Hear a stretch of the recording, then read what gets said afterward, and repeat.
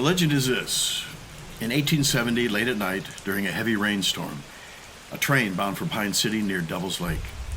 It was a circus train loaded heavy with gear. At the lake, the train tracks ran along a very steep embankment before entering the town 2 miles to the north. The legend says that a woman in Pine City reported hearing the train's whistle that night, but the train never arrived. It had been raining for 3 days straight, and this night, the heavy rain loosened the dirt and rocks under the train tracks, and when the weight of the huge steam locomotive hit the tracks gave way.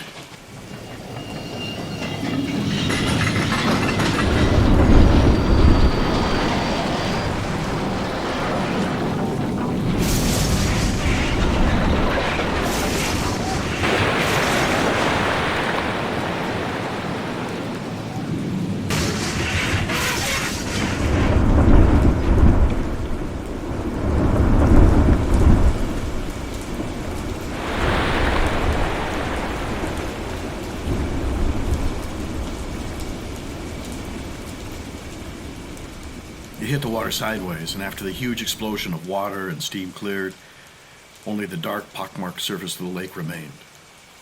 The water was almost 100 feet deep. The train's cars, not as heavy, broke free from the locomotive as it wrenched downward. One, carrying the canvas and poles for the huge tents, was partially submerged, but it remained connected to the cars on the hill, grasping on like to a saving hand, it not allowing it to sink below the water. The engineer of the train jumped out of the cab toward the hill when he felt the train sliding downwards. He survived, but his leg was broken in the fall. There were 3 other people in the engine cab with him that night, but the following morning, they were still unaccounted for.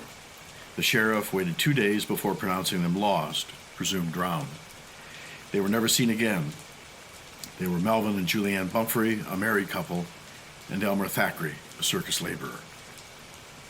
Over 100 years later, the circus train story surfaced at a backyard barbecue.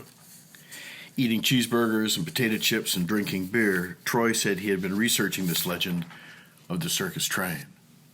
He'd gone to Devil's Lake the previous winter and climbed down the steep embankment onto the thick ice, lowering his sled with his gear.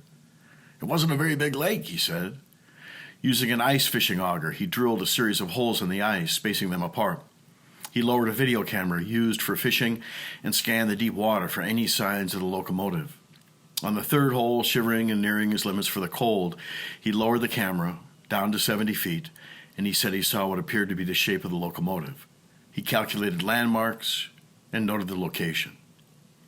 He said between mouthfuls, "The next step is to do a dive on it." James told him he'd done a lot of diving back in his college days in Hawaii. "You want to do the dive with me?" he asked. James said, I really want to do it, but I need gear. I don't have my own gear anymore. I'm assuming full wetsuits for the cold." Troy laughed. "Oh, yeah, it'll be cold down there once you get past 15 feet or so. The images I got said 72 feet, so it's a ways down. Definitely chilly, but don't worry. We'll be able to rent everything we need to make it work. It'll be fine." 70 feet. Whew. I've been to 100 before in Hawaii, but that's warmer, of course. It'll be fine. I haven't done many wetsuit dives, though. Troy said, "Don't worry. We got time to figure it out. I'll call you. We'll get a plan." "Sounds good," said James. "Sounds like fun." On his drive home, James had reservations about agreeing to do the dive. Most of his diving had been in clear, tropical waters with good visibility. He'd only done one scuba dive in a lake, and this was 15 years ago. Lake diving in cold, turbid Minnesota waters was a different beast. Not much margin for error, especially if you go deep. Years back in Hawaii, James was forced to make a free ascent from 80 feet deep because he had run out of air. That had been a stupid mistake. But in the car that night, after the barbecue, he finally thought, I can handle this dive. He was older now and wiser. He was confident it would all come back. He needed an adventure.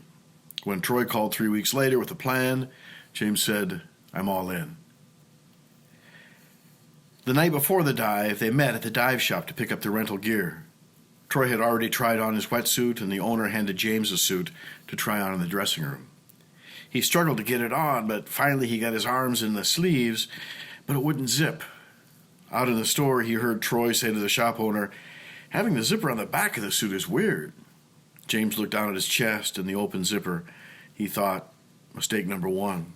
Glad I'm on dry land.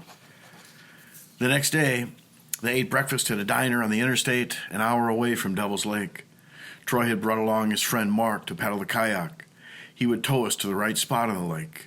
James said, "So we'll know when we're near this sunken circus locomotive when we see old red rubber clown noses drift by?" They laughed, and Troy said, "Yeah, that's it. But get this. The old guy whose dock we're using told me that there's a woman in Pine City, a waitress, who says that sometimes she has dreams where she sees a light and hears a train whistle." Nah, for real," said Troy. "If we find the train, we'll go find her to hear that story." The day was perfect for a dive. The early afternoon sky was a pale summer blue with big, white, puffy clouds drifting slowly. The lake wasn't big, maybe 500 yards across, but it was deep, close to 100 feet. The slopes leading down to the water were covered with trees. The surface was a dark color, not blue, not really brown. There was a slight breeze, just enough to give some rolling ripples to parts of the lake surface. The air was a comfortable 85 degrees. We arrived at the second of only 2 houses on this lake, and Troy rang the doorbell. An old guy with whisker stubble answered the door. He confirmed that we could use his dock to stage the dive. Mark stood behind us with our 2 tanks. The old guy looked at the tanks and then at Mark. "Hey, you sure you got air in them tanks of yours?" Mark smiled and said, "Sure do. You know what the Buddhists say, breath is life." The old man said, "You don't need a goddamn Buddha to tell you that, do you?" He rubbed his chin. "All I ask is that if you find it, I get pictures." "That we will do," said Troy. "That we will do." They carried their dive gear down to the dock and began. 15 years of not diving meant the gear was new to James. Instead of a weight belt, the weight slid into pockets on the buoyancy vest that held the tank. The neoprene wetsuits float. Since he hadn't done many wetsuit dives, 1 to be exact, he didn't know how much weight he needed, now to compensate. He'd need enough so that he could descend. He put in 20 pounds, then he put it on. With the tank, it was heavy walking on the dock, and with the spongy black wetsuit on, cumbersome in the hot sun. James clumsily sat down on the edge of the dock and put on his flippers. He spit in his mask, swirled it, put the regulator in his mouth, and rolled forward into the warm 80-degree water. He splashed under and watched air bubbles amid the shafts of sunlight on the surface. He could feel water seeping into his suit, cooling him off. It was fine. It felt good again to be in the water. He breathed in through the regulator and exhaled. It all worked. Mark was in the kayak. Trailing behind the kayak was a nylon rope, and Troy and James grabbed a hold and Mark paddled. It took about 15 minutes to get to the spot. The water under the surface was cloudy with particles of green algae. They could see down the rope through the green water about 10 feet. 10 feet visibility, good enough. "Ready?" said Troy. "I am." "Let's go." They turned on their dive lights, pushed the buttons on their inflated vests, and the air hissed out and Troy descended under the water. James descended several feet but immediately floated back up. He tried releasing the air in his vest again, but it was already empty. He couldn't descend. He needed more weight. Damn, he thought. Mistake number 2. Luckily, Troy surfaced shortly after, and James told him he needed to go back to the dock. "Sorry about that." "It's okay," Troy said. "See you in a bit." "It's spooky down there. It's dark." Troy filled his buoyancy vest and floated. He didn't want to be down there alone. At the dock, James added 6 more pounds, and that did the trick. He got up to Troy after Mark paddled him back out, and they turned on their lights and descended. This time, he sank down. He followed Troy down through that murky green slurry. After about 10 feet, James pinched his nose and pushed air out to equalize the pressure in his ears. He'd need to do that every 10 feet or so. They were going down to 70 feet. At 30 feet, the water was getting darker, the sunlight being blocked out.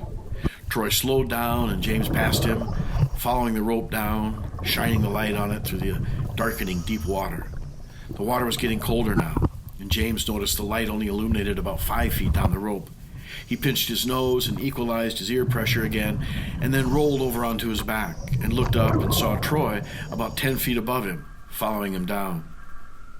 James turned over to face bottom again.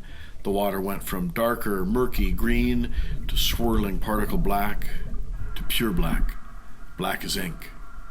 The line between the two was discernible. James descended into total darkness, and the water got cold, very cold. Like ice water, probably 50 degrees.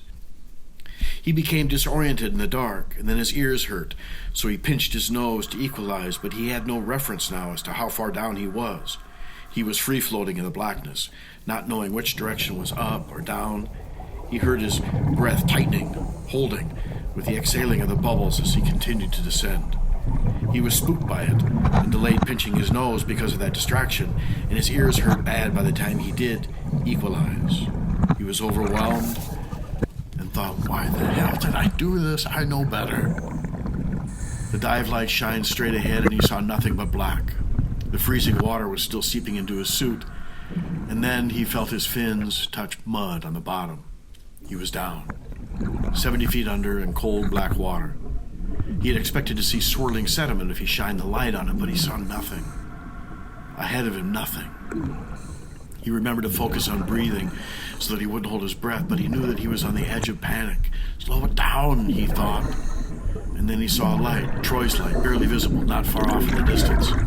It swung right and then left, and then it disappeared. They weren't that far apart. James pushed off from the bottom to go towards Troy's light, but his head hit hard on something solid. It hurt. He pointed up at his light, and a foot away was the thick black limb of a sunken tree. He pushed off to the right and bumped into another limb, hitting his shoulder. Panic filled his throat, and his chest tightened. The fear came into him then.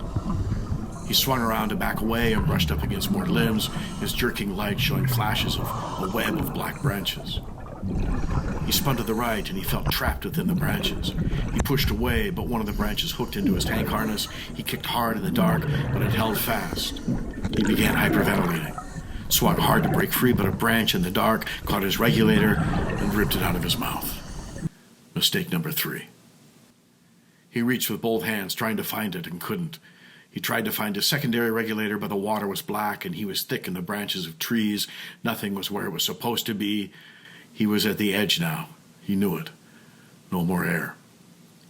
Just as he was about to suck in water, he felt water swirling around him, and he felt himself falling, like being sucked down a drain. And then he was free of the tree. He looked around in the blackness. When he settled, he was in a large, dark, water-filled cavern. There was a faint light, light enough to get his bearings. He still needed to breathe, so he did. He sucked in, and the flow into his lungs was wet, cold, and thick like maple syrup. He floated and breathed, calm now. That was close, he thought.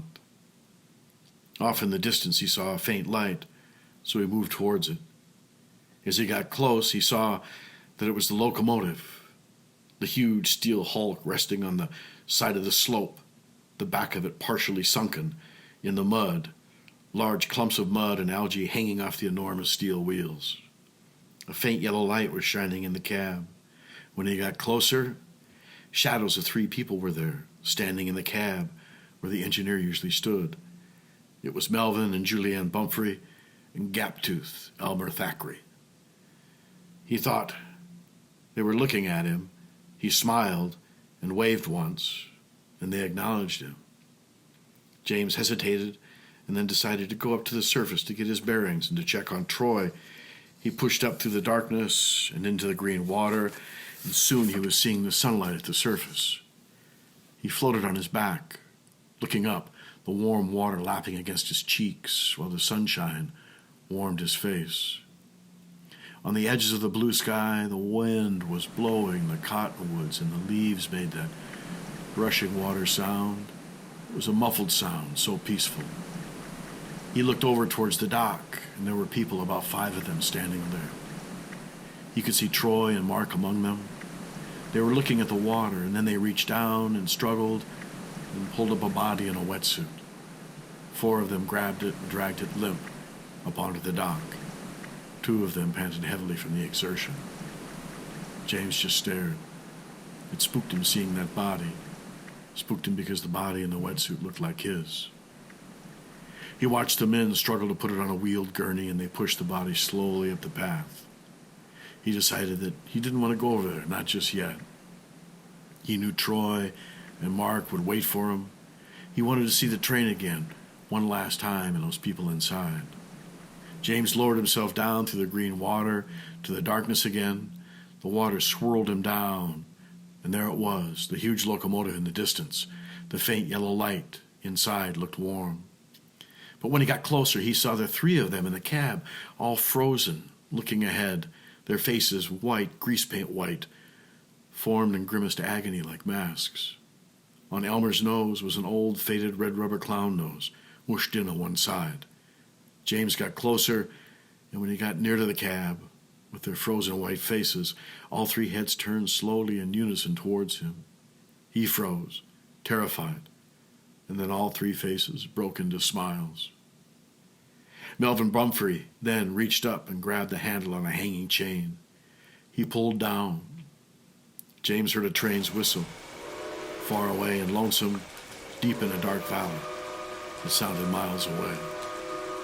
In that black, watery darkness, James drifted slowly towards the faint light of the locomotive.